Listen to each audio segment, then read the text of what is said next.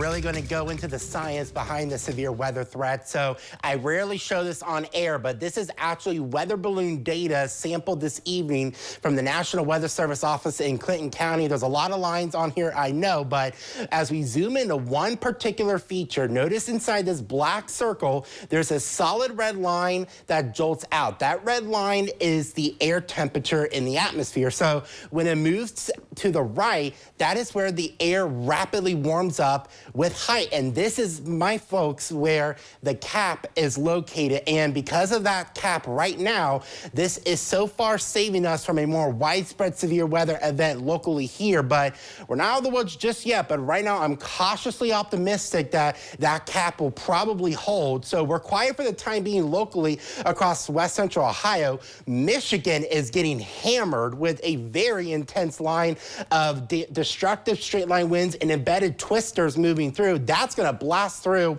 the entire lower peninsula of Michigan. But to the south, there is hardly anything across the rest of Indiana and eastern Illinois. And I strongly suspect the reason that this activity is weakening is because of that cap holding. Now, even though that is weakening, there's a tornado watch just to the west of Ohio. But as of now, no tornado watches are currently in place for any of our Ohio counties. Now, officially, there's still an enhanced risk of severe weather for Lima and points northwest. I still can't rule out if we do manage to get a storm going, it could still have all modes of severe weather. But as we look through Skycast overnight tonight, this is a brand new model run, and actually it keeps us quiet for the overnight hours. That is definitely a possibility.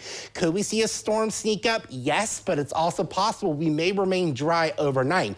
But we need to start watching for tomorrow, because tomorrow is another chance of severe weather across the Ohio Valley, and we're on that northern fringes of a more significant outlook for severe weather. And as we go through most of our Friday will actually be dry with plenty of sunshine.